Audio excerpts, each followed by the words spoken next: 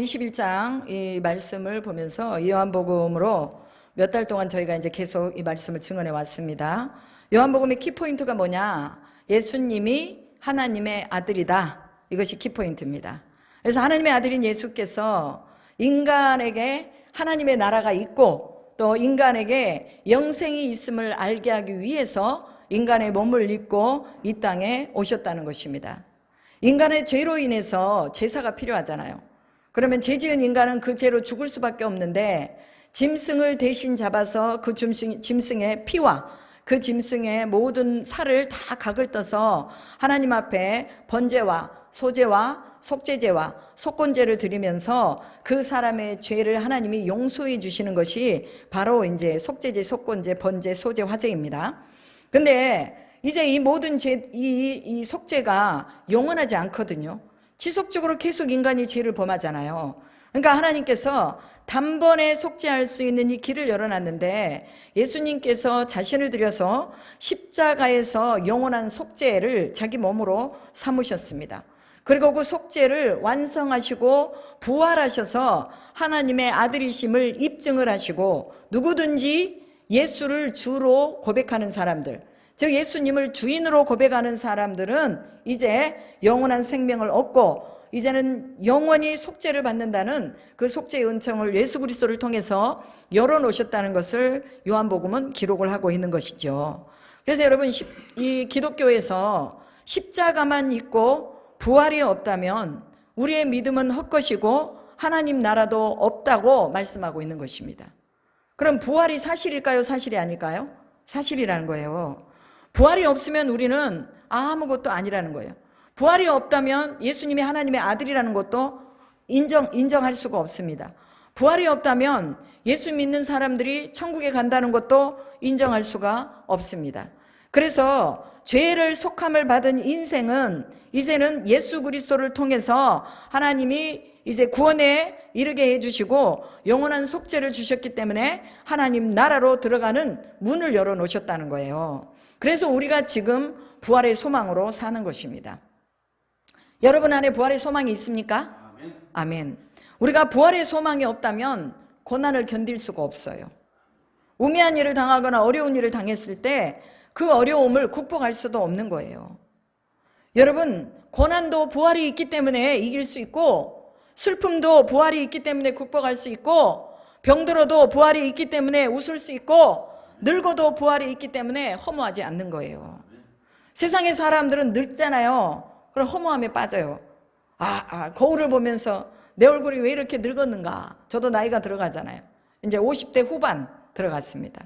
거울을 보면은 주름이 하나 둘 생기고 눈도 이렇게 축 처지고 얼굴도 이렇게 축 처지면서 얼굴은 별로 볼품이 없어져가요. 그런데 주님을 향한 마음, 믿음을 가지고 하나님을 바라보는 부활의 소망, 이것은 내가 겉으로 늙어가면 늙어갈수록 속으로는 더 강력하게 생겨나는 거예요. 이게 늙어가는 묘미예요. 기쁨이에요. 여러분, 사람들이 막 그냥 나이 들어간다고 막 이거 얼굴을 땡기고 또 그냥 뭐 이쁘게 막 이렇게 올리고 이래 하잖아요. 이거 하나님이 안 기뻐하세요. 우리는 그냥 자연 그대로 주신 대로 사는 거예요. 우리에게 주신 이대로 살면서 우리는 뭘 아름답게 가꾸면 되는 거예요? 우리 속에 있는 믿음의 소망, 부활의 소망을 더 아름답게 만들어가면 속사람은 날로 새로워지고 겉사람은 후패해지지만 이 속사람이 이 겉사람을 감싸고 이렇게 싹 다 싸버리는 거예요. 그래서 우리를 봤을 때 하나님이 야, 너 멋지다. 야, 너 괜찮다. 이렇게 우리를 봐주시도록 우리가 이 부활의 소망을 더 강력하게 가져야 한다는 것입니다. 그리스도인의 삶의 기준이 뭐냐? 이것은 바로 부활이라는 것이죠. 세상이 가지고 있는 기준이 뭐예요? 돈이라든지 명예라든지 학문이라든지 학식이라든지 젊음이라든지 아름다움이라든지 이런 것들이 세상의 기준이라면 그리스도인의 삶의 기준은 뭐냐? 부활이라는 거죠. 그래서 세상의 기준은 다 없어지고 썩어질 것들이에요. 다 낡아지고 없어질 것들이에요. 그러나 그리스도인들이 가지고 있는 영원한 소망, 이것은 세상의 기준과는 완전히 다른 기준이라는 거죠. 우리는 행복한 그리스도인들입니다. 아멘. 그래서 우리 옆 사람에게 얘기합시다. 영원한 생명을 가진 당신이 부럽습니다. 영원한 생명을 가진 당신이 부럽습니다. 아유, 안 부러운 것 같아요. 다시 해봐. 영원한 생명을 가진 당신이 부럽습니다. 영원한 생명을 가진 당신이 부럽습니다. 장소연 형제는 우측에 말도 안 한대야. 영원한 생명을 가진 당신이 부럽습니다고 옆에 얘기하지. 안 부러운가 벼?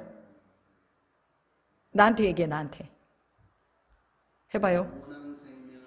영원한 생명을 가진 목사님이 부럽습니다. 부럽습니다. 영원한 생명을 가진 창선이 형제가 부럽습니다. 이것이 바로 오늘 우리의 부러움의 기준이 돼야 된다는 거예요. 다른 어떤 것이 기준이 되는 게 아니에요. 우리가 무엇을 부러워해야 되는가, 그 기준점이 명확해야 된다는 것입니다. 그러지 않으면 늘 흔들거려요. 늘 실패하고 늘 실망하고 또 짜증내고 만족이 없이 살아갈 수밖에 없다는 것이죠. 영원한 생명을 기준으로 삼고 사는 사람들은 그 속에 뭐가 나와요? 감사가 나옵니다. 기뻐할 수 있습니다. 기도할 수 있습니다. 즐거워할 수 있습니다. 웃을 수 있습니다. 중심을 잘 잡아서 흔들리지 않고 갈라디아서에서 말씀하신 것처럼 늘 쉬지 말고 기도하고 범사에 감사하고 하나님의 뜻이 무엇인지를 잘 분별해내는 이런 삶을 산다는 것입니다. 우리 모두는 다 이렇게 명확한 기준점을 가지고 이 세상이 가지고 있는 이런 명예와 어떤 세상의 아름다움, 이런 것으로 우리가 기준 삼지 말고 우리 속에 부활의 기대, 소망, 그리고 영원한 생명을 가진 자로서 이제 우리가 어떻게 세상 사람들에게 비춰줘야 할 것인지도 우리는 우리 자신들을 잘 봐야 합니다. 요한복음에 몇 가지의 표적이 나온다고 말씀드렸습니까? 7가지의 표적이 나온다고 말씀드렸죠. 이 표적은 일상적이지 않은 표적입니다. 인간으로서는 할 수 없는 표적을 요한복음에서 예수님이 7가지 행하셨다고 나와 있죠. 첫 번째는 요한복음 2장에서 물이 포도주가 되게 하는 표적이었습니다. 두 번째는 요한복음 4장에서 왕의 신하의 아들을 고치신 표적입니다. 세 번째는 요한복음 5장에서 베데스다 연못가에 38년 된 병자를 고치신 표적입니다. 네 번째로는 요한복음 6장에서 보리떡 5개와 물고기 2마리로 5,000명을 먹이신 그런 표적입니다. 또 요한복음 6장에서 바다 위를 걸으신 표적이 또 5번째가 나오죠. 6번째는 나면서부터 소경으로 있던 자가 눈이 떠지는 것이 바로 요한복음 9장에 나옵니다. 그 다음에 7번째는 죽은 나사로를 살리신 표적이 요한복음 11장에 나옵니다. 지금 제가 7가지의 표적을 말씀드렸는데 이 7가지의 표적은 뭐냐? 예수님이 하나님의 아들이라는 증명서를 내보인 것과 같습니다. 예수님이 하나님의 아들이 아니라면 이런 표적을 행할 수가 없다는 거죠. 바다 위로 걸어가는 거, 이거 사람으로 할 수 있는 일이 아닙니다. 죽은 나사로를 나흘 동안 죽었었는데 이 나사로를 무덤에서 나사로야 나오너라 하고 끄집어냈단 말이에요. 말씀으로. 어떻게 사람의 명령을 받고 죽은 자가 살아날 수 있겠냐 그 말이에요. 하나님의 명령이었기 때문에 하나님의 소리를 듣고 나사로가 살아난 것입니다. 여러분, 오늘날 하나님의 음성이 들려지고 하나님의 목소리가 우리에게 들려지잖아요. 우리는 살아요. 죽지 않아요. 세상 가운데서 속해가지고 세상에 빠지지 않고 명예와 부와 권력에 빠지지 않고 하나님의 말씀에 따라서 사라지는 것입니다.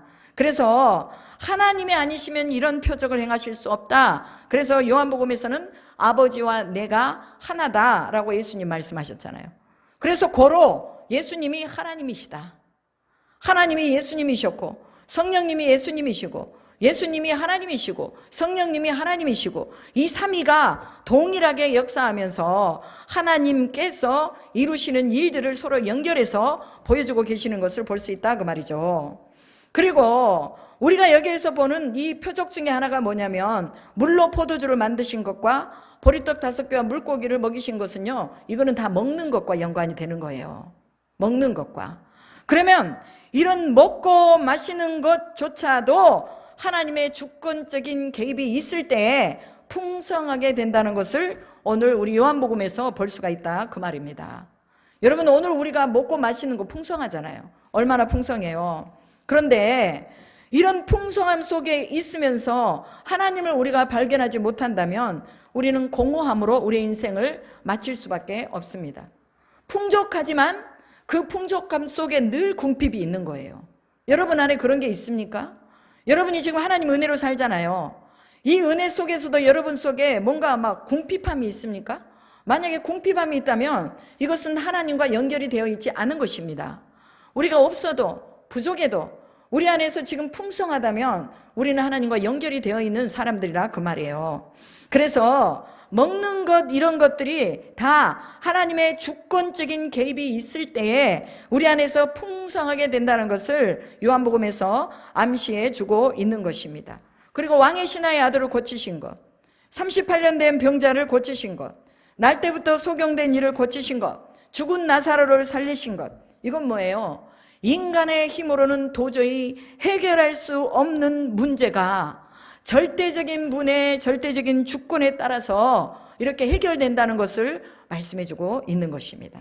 그렇다면 우리의 죽음의 문제도 하나님이 해결하실까요? 안 하실까요? 하시죠. 우리의 죽음의 문제도 하나님이 하십니다.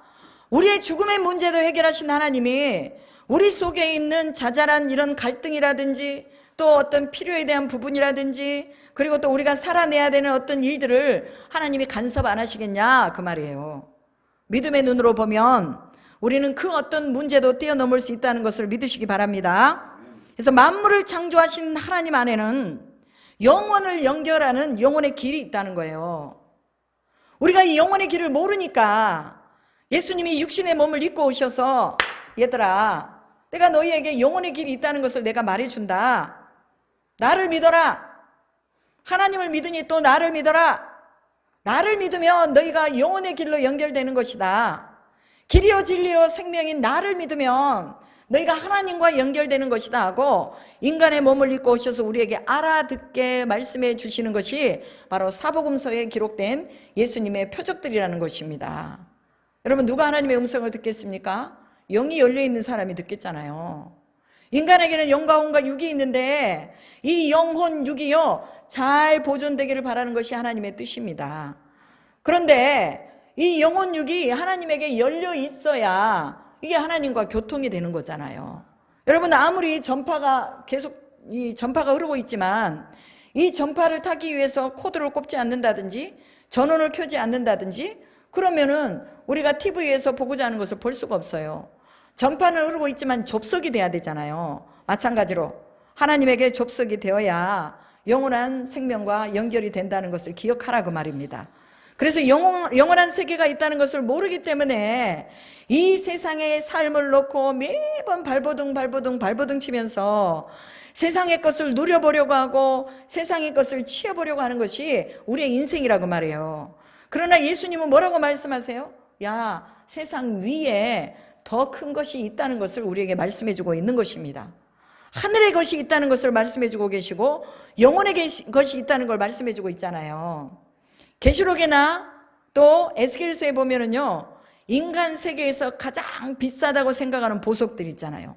이런 보석들이 바로 하늘에 얼마나 많은지 얘기해주고 있습니다. 길에 그냥 숱하게 깔렸대요. 문짝에 그냥 보석이 다 더덕더덕 다 붙었대요. 우리는 그거 다이아몬드 하나 평생에 그거 하나 구하기 위해서 우리 인생을 다 써버리잖아요. 하늘에는요 하늘의 창고에는요 다이아몬드 뭐 녹보석 황보석 이런 것들이 어마어마하게 많다고 계시록과 에스겔서에서 말씀해주고 있습니다. 여러분 우리는요 땅의 재정을 갖다가 쓰는 게 아니라 하늘의 재정을 갖다 써야 되는 거예요. 하늘이 열려서 우리에게 부어주시면 우리가 생각하지도 못하는 이 재정들을 쓸 수 있다는 거예요. 김미진 간사가 그런 말을 했습니다. 왕의 재정학교를 하시는 분인데 그분이 예수전도단에 계시면서 이제 왕의 재정학교를 여는데요. 그분이 한 달에 2천만 원을 자기 사비로 쓴대요. 그러니까 이거는 뭐 어떤 자기 집 공과금 내고 뭐 내고 이런 게 아니라 자기가 쓰는 그 금액이 한 달에 2천만 원이래요. 그러니까 뭐 누구를 도와주고 싶다든지 아니면은 또 뭐 어디 뭐 갑자기 어디 가야 될 때가 있어서 경비로 써야 된다든지 아니면은 뭐 식사를 해야 된다든지 누구를 대접해야 된다든지 자기 사적인 일에 쓰는 것만 한 달에 2천만 원을 쓴대요. 어떻게 그렇게 쓸 수 있어요? 사적인 것만 2천만 원을 쓰려면은 얼마만큼의 재정이 들어와야 돼요?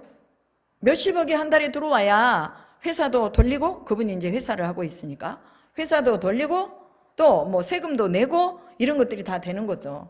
가능하다는 거예요. 왜? 그분은 하늘의 재정을 끌어다가 쓰는 방법을 알고 있더라고 말이에요. 그러면 어떻게 해서 우리가 하늘의 재정을 갖다 쓸 수 있느냐? 하나님과 접속이 되어 있어야 하늘의 재정을 갖다 쓸 수 있다는 거예요. 여러분, 마귀도 물질을 갖다 줍니다. 마귀가 물질을 갖다 줄 때는 그 물질이 선하지 않은 데 써지는 거예요. 그러나 하나님이 우리에게 물질을 주실 때는 그 물질이 선한 데 써지는 거예요. 그래서 성경의 말씀이 뭐라고 합니까? 이 악한 불의한 재물로 뭘 사라고 그래요? 친구를 사라고 그러잖아요. 이 재물이 불의하지만 그러나 이것을 써서 뭐를 해라? 복음으로, 이 불의한 재물을 써서 복음으로 사람들의 생명을 사라는 것입니다. 그래서 이 재물이 악한 자에게 들려지면 악한 데 쓰이지만 이 하늘의 재물이 선한 자에게 들려지면 선하게 쓴다는 거예요. 그래서 여러분들이 재물을 얻는데 너무 나는 그리스도인이니까, 나는 하나님만 바라보고 사니까 재물은 필요 없어, 이렇게 말하지 말라고 말해요. 그러면서 이 김미진 간사님이, 어떤 분이 그랬대요. 자기 그 아버지가 재물이 많아요. 재물이 많은데 그 재산을 다 자기 누님한테 다 이제 이양을 하려고 거의 다 준비하고 있었대요. 그러면서 자기는 믿음의 세계 안에 있기 때문에 재물이 필요가 없으니까 이제 그냥 누나가 다 갖다 쓰도록 나는 그냥 포기하고 살랍니다, 이렇게 말을 했대요. 그러니까 김미진 간사가 하는 말이, 아니 그게 무슨 소리냐고. 재물이 악한 자에게 손에 들려지면 악하게 쓰이는데 누나는 예수님도 안 믿고 보니까 어떤 중심적으로 막 잡혀가지고 제대로 산 인생도 아닌 것 같은데 누나한테 그 재물이, 아버지 재물이 다 가버리면 어떻게 하겠느냐. 당신이 다시 생각해라, 다시 기도해라. 그랬더니 이분이 이제 기도하다가, 그렇군요, 재물은 하나님이 주시는 것인데 이것을 내가 별로 값어치 없게 생각했군요. 그러면 내가 이 재물을 다시 내가 아버지에게 상속받겠습니다 하고 아버지를 최선을 다해서 아버지에게 공양을 하고 공경을 했대요. 그랬더니 아버지가 이제 재산을 이 아들한테 많이 주고 누나한테는 조금밖에 안 줬다고 그러더라고요. 그러면서 이분이 그 재물을 가지고 하나님 나라의 일에 얼마나 많이 이렇게 썼는지 모른다고 이렇게 말씀을 하시더라고요. 여러분, 우리가 재정관, 재물관, 이것을 제대로 가지고 있어야 합니다. 하나님이 우리에게 이 재물을 주셨을 때 우리는 이 재물을 정말 하나님이 기뻐하시는 데 쓰겠습니다 라는 이런 고백이 있어야 되죠. 여러분, 그럼에도 불구하고 우리가 가난하게 살고, 그럼에도 불구하고 우리가 병들어서 살고, 우리가 어렵게 산다 할지라도, 그렇게 된다 할지라도 우리에게는 부활의 소망이 있기 때문에 그 부활의 소망을 붙잡고 천천히 가더라도 괜찮습니다. 아프더라도 괜찮습니다. 우리는 영혼을 사모하는 우리의 마음이 있기 때문에, 하나님과 연결된 이 연결점이 있기 때문에 내가 조금 힘들어도 괜찮습니다 하고 이렇게 넘어가는 믿음이 있어야 된다는 거예요. 우리가 제일 부러워해야 될 사람이 어떤 사람입니까? 주님과 동행하면서 날마다 믿음의 간증을 가지고 사는 사람, 이런 사람을 우리가 부러워해야 됩니다. 하나님 안에서 기가 막힌 간증을 뽑아내는 사람들은 고통과 시련과 자지 못함과 먹지 못함과 병듦과 이런 모든 과정을 통해서 이 과정들을 통과한 사람들이 바로 기가 막힌 간증을 가지고 있는 사람들입니다. 잠깐 사는 세상에서도 시련을 극복해야 얻는 것들, 지켜지는 것들이 많은데 영원한 세계를 살아가는 우리들이 넘어야 할 문제들이 얼마나 많겠느냐는 거예요. 그러나 이 넘어야 할 이 산들을 우리 홀로 넘는 것이 아니라 하나님이 함께 넘어가 주시기 때문에 우리는 능히 영원한 세상을 향해서 또 가는 모든 여정 속에서 세상을 이기고도 남을 수 있는 믿음을 갖는다는 것을 기억하시기를 바랍니다. 십자가에서 죽으시고 죽음의 가장 깊은 곳까지 내려가셔서 죽음과 사망의 머리를 깨뜨리시고 부활하신 주님이 오늘 우리와 함께 하심을 믿으시기 바랍니다. 예수 그리스도가 주인된 삶을 사는 그리스도인은 살아도 감사하고 죽어도 감사합니다. 예수님의 부활을 만난 초대의 그리스도인들은 사나 죽으나 그들이 주님의 것이라고 고백을 했습니다. 그리고 예수께서 죽음에서 부활하셨다고 그들이 복음을 전하다가 모두 다 순교했다는 것도 우리는 알고 있습니다.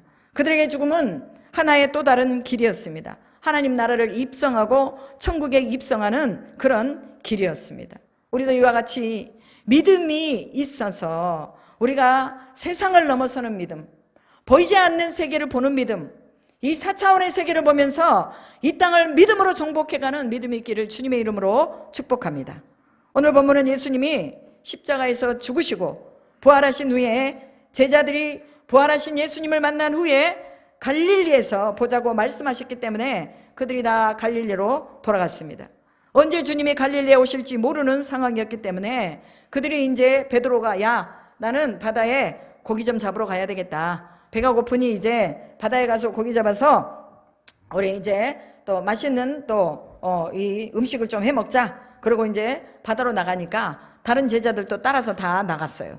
그리고 물고기를 잡는 일은 제자들이 예수님에게 부름받기 전부터 했던 일이기 때문에 이제 고향으로 돌아와서 뭐 할 일도 없고 배도 고프고 그러니까 물고기를 잡으러 바다로 나간 것입니다.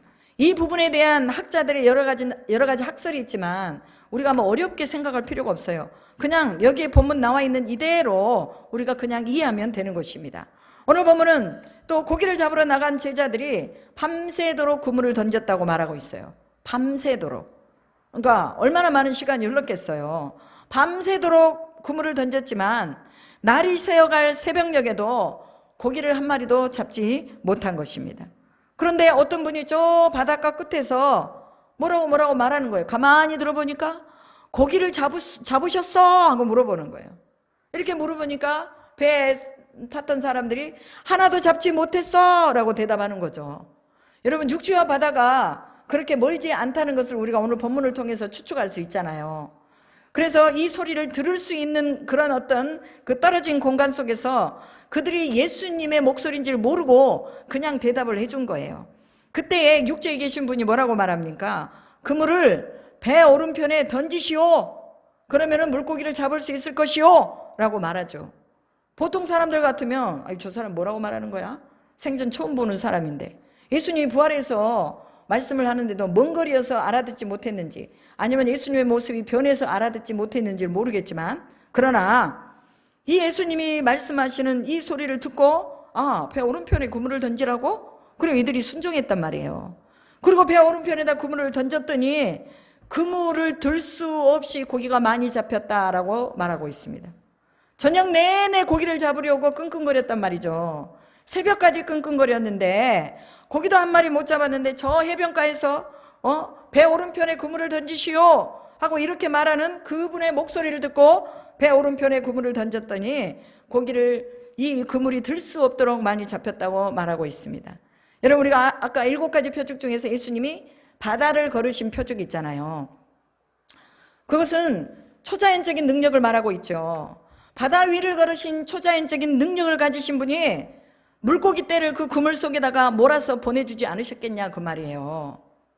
물론 예수님이 물고기가 어디가 많이 있는지도 아셨겠지만 그러나 그 그물을 오른편에 던질 때에 바닷속에 있는 물고기들을 다 그쪽으로 몰아가셨을 거란 말이에요.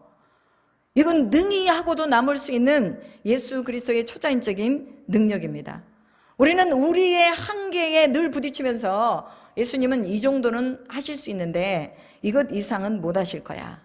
예수님 내가 기도하면 감기는 좀 낫게 해주실 수 있겠는데 암은 고치지 못하실 거야. 이게 바로 우리가 내리고 있는 결론이에요. 그렇지 않습니다. 예수님에게는 감기나 암이나 똑같아요. 똑같습니다. 그래서 그 물고기를 바닷속에서 다 그물 속으로 모아주는 거 이거는요 초자연적인 그분의 능력으로 하실 수 있는 일이에요.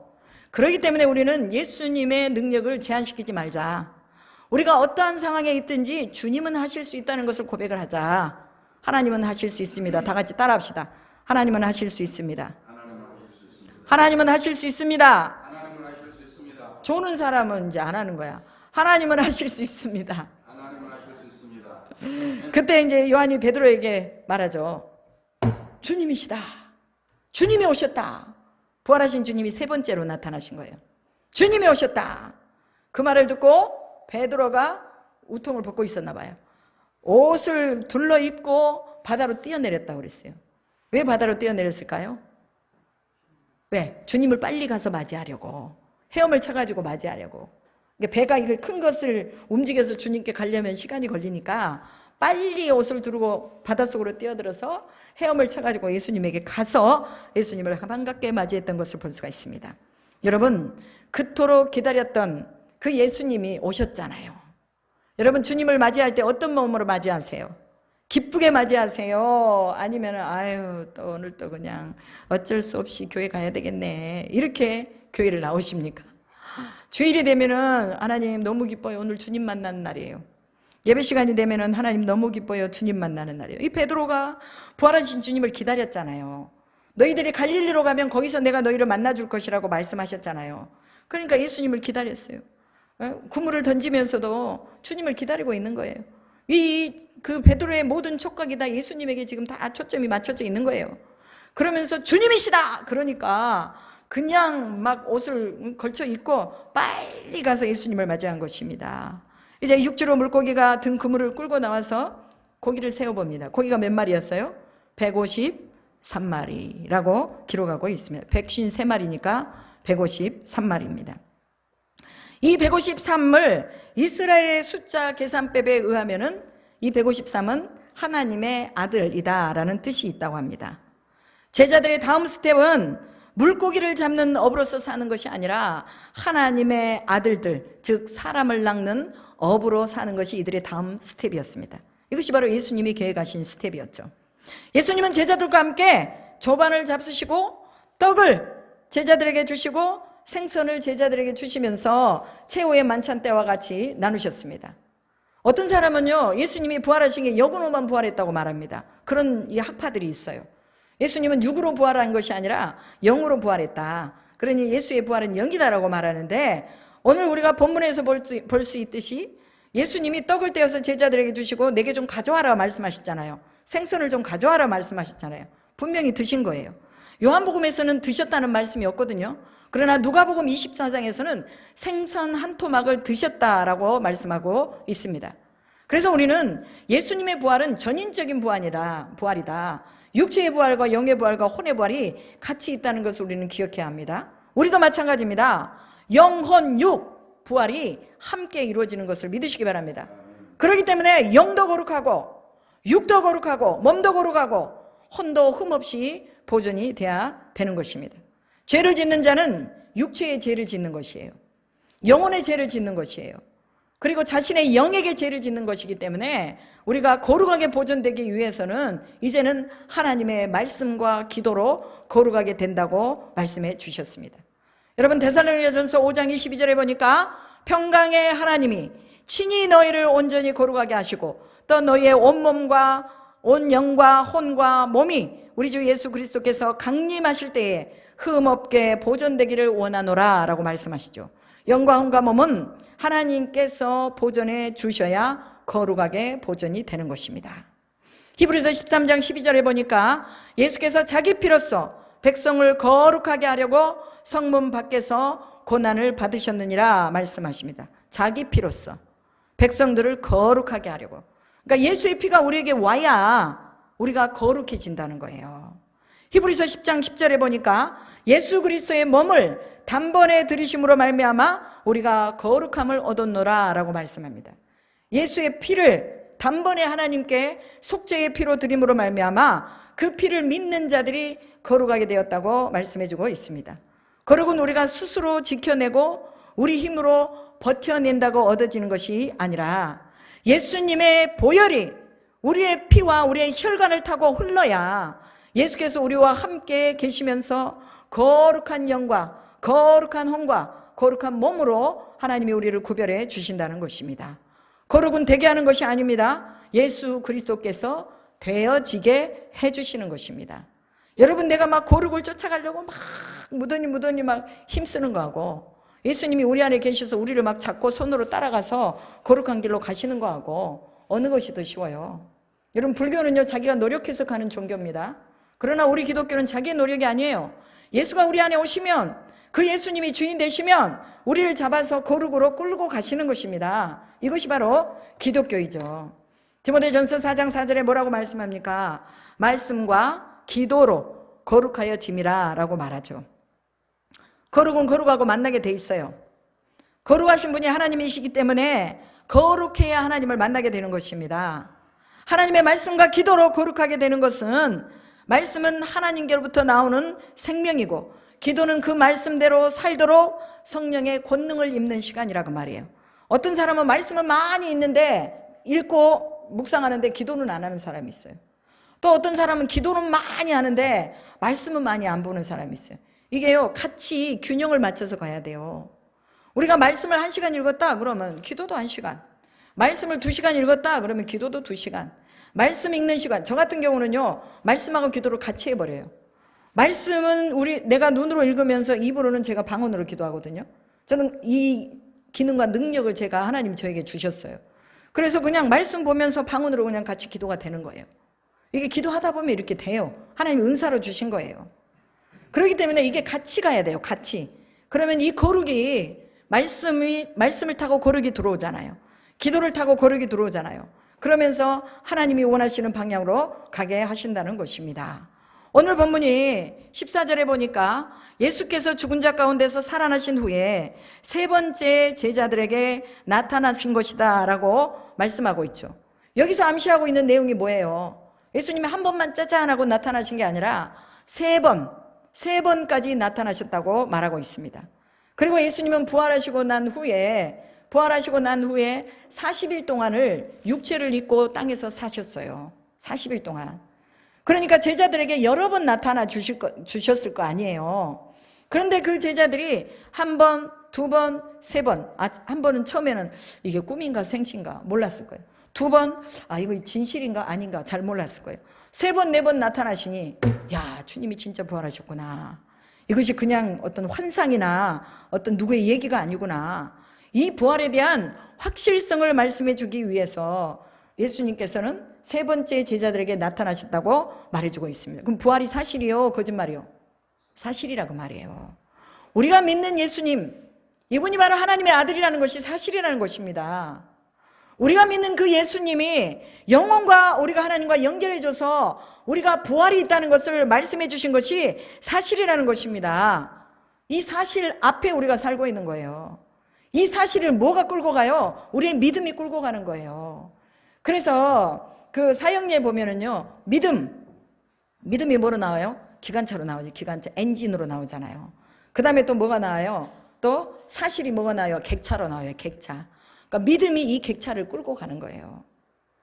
이 믿음이 뭘 끌고 가요? 부활하신 그 주님, 그 믿음을 끌고 가는 거예요. 그래서 우리에게는 믿음이 너무너무 중요한 것입니다.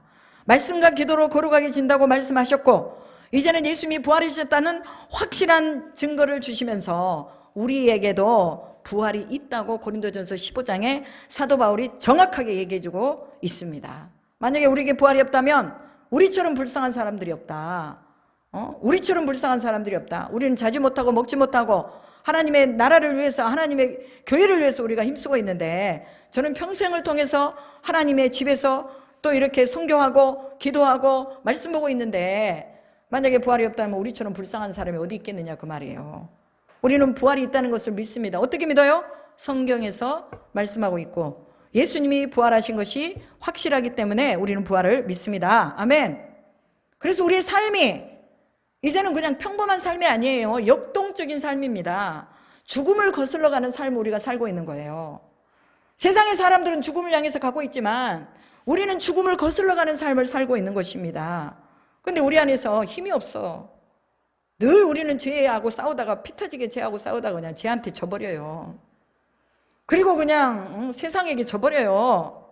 이게 무슨 부활의 권능을 입고 사는 사람들의 삶입니까? 주일 하나 제대로 못 지키고, 기도도 제대로 안 하고, 말씀도 제대로 안 보는데 어떻게 부활의 권능을 입고 사는 사람이냐 그 말이에요. 우리는 오늘 이후에 부활의 권능을 입어야 됩니다. 이 부활의 권능을 입었을 때에 예수님이 베드로에게 묻잖아요. 오늘 본문에 뭐라고 물어요? 네가 나를 사랑하느냐라고 묻습니다. 그러니까 베드로가 뭐라고 말해요? 네, 그렇습니다, 주님. 내가 주님을 사랑하는 줄 주께서 아십니다. 이거는요, 예수님이 부활하신 후에 물어본 사건이에요. 내가 너에게 부활을 입혀줬다. 내가 너에게 새로운 생명을 주었다. 너는 이제 하늘나라를 소망으로 삼았다. 내가 너에게 주었던 천국의 열쇠, 이제 네가 그것을 사용해야 될 때가 됐다. 이런 뜻이죠. 그러면서 베드로가 마지막 세 번째는요, 근심하면서 그 질문에 대답을 했다고 나왔어요. 주님을 사랑하는 줄 주님이 아시지 않습니까? 이렇게 말하고 있습니다. 그렇다면 베드로가 주님을 사랑한다고 하는 고백의 차원과 주께서 네가 나를 사랑하느냐고 묻는 차원은 좀 다른 거예요. 조금 다른 거예요. 왜? 베드로는 주님을 사랑하는 마음이 있었어요, 없었어요? 있었어요. 그래도 있었어요. 그 속에 내가 주님을 사랑한다, 이 마음이 있었어요. 예수님의 가장 가까이에서 3년 동안 수제자로 따라다녔어요. 다른 제자들은 올 수 없는 겟세마네 동산에 가서 거기서도 예수님이 변화된 모습까지 봤잖아요. 모세하고 엘리야하고 예수님하고 세 분이 만나셔서 대화하는 것까지 다 봤어요. 하늘이 열린 것을 봤다고 말이에요. 그러니 얼마나 이 베드로에게는 믿음이 있었겠느냐 그 말이죠. 그리고 예수께서 하나님의 아들이시고 그리스도라고 고백했던 제자가 바로 베드로입니다. 그러나 베드로는 자신이 원하고 이해하는 부분까지만 예수님을 이해를 했지 그 이상은 이해를 하지 못했습니다. 그래서 베드로는 예수님을 따라다녔지만 자신이 정해놓은 한계선이 있었다는 것입니다. 그것은 자신의 목숨은 자신의 것으로 한계를 딱 지어놨다는 거예요. 그러니까 예수님이 십자가에서 돌아가실 때 몰래 이제 뒤에서 이렇게 예수님을 쳐다보다가 그 다음에 빌라도의 관정에서 들어가서 예수님이 어떻게 되시나 보자 하고 이렇게 지켜보다가 요정이 묻잖아요. 너 저기 예수의 제자가 아니냐? 아니라고. 또 한 번 또 묻잖아요. 야, 너 그 제자 맞네. 목소리도 똑같고 모습도 똑같네. 아니라고. 또 이제 다른 데로 옮겨가지고 불을 쬐고 있는데 또 거기에서 또 한 사람이 묻잖아요. 당신 예수님의 제자다. 그러니까 아니라고. 내가 만약에 예수님의 제자라면 나는 천벌을 받는다. 이런 식으로 자기 자신을 저주하면서까지 자기가 예수님의 제자가 아니라고 말하는 거. 우리나라 속담에도 그런 거 있잖아요. 내가 만약에 이것이 사실이 아니면 나는 개자식이다. 뭐 이렇게 그런 말들이 있어요. 젊은 청년들이 많이 이런 말 하는 거 제가 들었어요. 이와 마찬가지예요. 내가 예수님의 제자라면 나는 사람도 아니다. 이런 식으로 바로 예수님이 자신의 스승이 아니라는 것을 말을 했다는 거죠. 그래서 자기 자신이 이제 예수님을 따라다니면서도 목숨에 대한 한계선은 자기가 항상 가지고 있었던 거예요. 그래서 본문 18절에 보니까 내가 젊어서는 스스로 띠띠우고 원하는 곳으로 다녔거니와 늙어서는 내 팔을 벌리리니 남이 내게 띠띠우고 원하지 않는 곳으로 데려가리라 이렇게 말씀하십니다. 베드로가 원하지 않는 곳으로 데려간다는 것은 죽음의 길을 말하고 있죠. 베드로는 예수께서 내가 나를 사랑하느냐라는 그 질문을 하시기까지 자신의 목숨까지는 다 바쳐서 예수님을 사랑하는 마음이 없었다는 것을 말씀하고 있는 것입니다. 하나님이 주신 율법의 대강령, 이것은 바로 하나님을 사랑하고 내 이웃을 내 몸과 같이 사랑하라는 것입니다.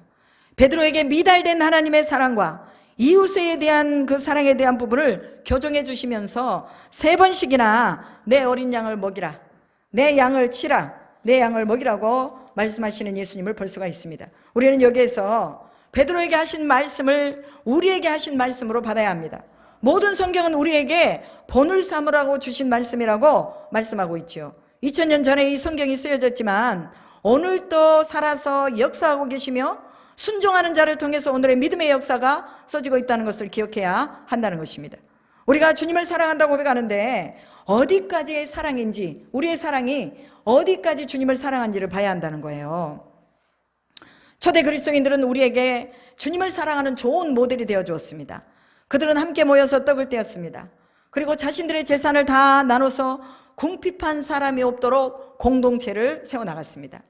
베드로에게 주님께서 내 양을 치고 먹이라 하신 것은 153마리의 물고기 안에 감춰진 숫자가 보여주듯이 하나님의 아들들, 즉 천국에 갈 때까지 내 양들을 잘 보살펴라 라고 말씀하셨습니다.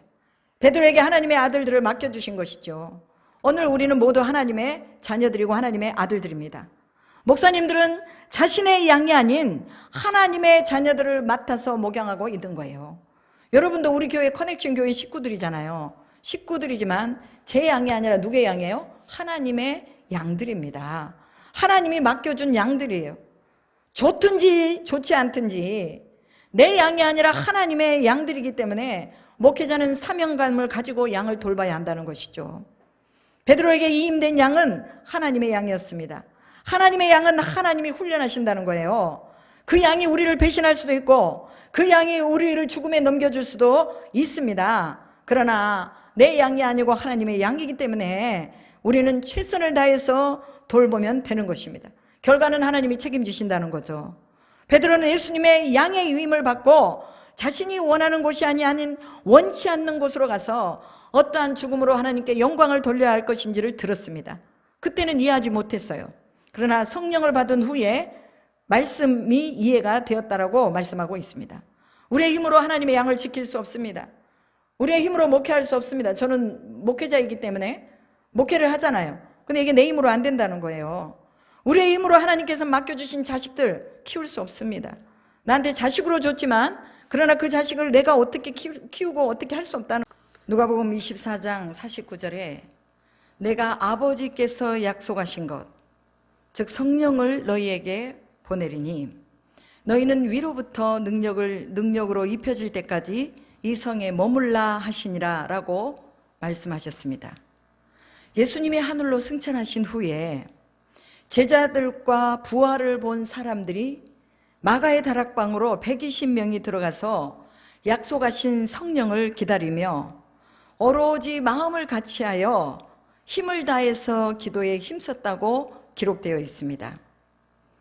그때 약속하신 성령이 임하셨고 그들이 다 성령의 충만함을 받고 성령이 말하게 하심을 따라서 다른 언어들로 말하기 시작했다고 말씀하십니다. 우리는 하나님의 나라를 기다리는 사람들입니다.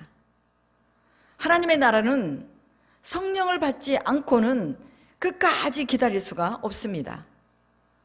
마태복음 25장에 10명의 처녀들이 나오는데 5명의 슬기로운 처녀들은 등과 기름을 준비해서 신랑을 맞이해서 혼인잔치에 들어갔지만 미련한 5명의 처녀들은 등은 준비했는데 기름을 준비하지 않은 거예요. 그래서 신랑이 더디 오기 때문에 기름을 사러 간 사이에 신랑이 오셔서 이제 문이 닫혀서 혼인잔치에 들어가지 못했다고 성경은 기록하고 있습니다. 성령을 기름에 비유하고 있는 것입니다. 성령 받지 않으면 천국 갈 수 없습니다. 성령은 구하는 자에게 주시겠다고 말씀하셨습니다. 마음을 같이하여 기도에 전혀 힘쓸 때에 성령이 오신 것입니다. 우리 모두 성령을 받아야 합니다. 목회자도 성령을 받아야 양무리를 지킬 수가 있고 성도들도 성령을 받아야 목자의 음성을 듣고 순종할 수 있습니다. 성령을 받지 않으면 교회를 수십 년을 다녀도 하나님을 만나지 못합니다. 성령을 받도록 우리 모두 사모하십시다. 성령을 받았다면 이제 더 충만해지도록 하나님 앞에 기도하시기를 바랍니다. 성령은 소멸될 수가 있습니다. 지금 우리가 충만해도 내일 충만하지 않을 수도 있습니다. 우리는 매일 다가오는 오늘이라는 시간 안에서 매일 성령으로 충만해야 죄를 이기고 육신을 이기고 사망을 이길 수가 있습니다. 믿음은 죽음에 이르기까지 우리를 드릴 수 있어야 이것이 진짜 믿음입니다. 진짜 믿음이라는 것은 예배 위에 산 제사를 드리는 것입니다. 내 몸을 드리는 것이 산 제사입니다. 몸을 드릴 때에 부정한 몸을 드리면 산 제사가 아닙니다. 로마서 12장 2절에 말씀하십니다.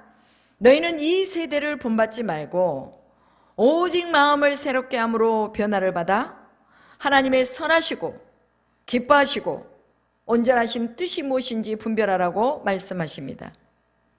그 정결한 삶 위에 내 몸을 드리라는 것입니다. 성경에 기록된 일들은 예수님께서 하신 일의 부분적인 일들만 기록되어 있습니다.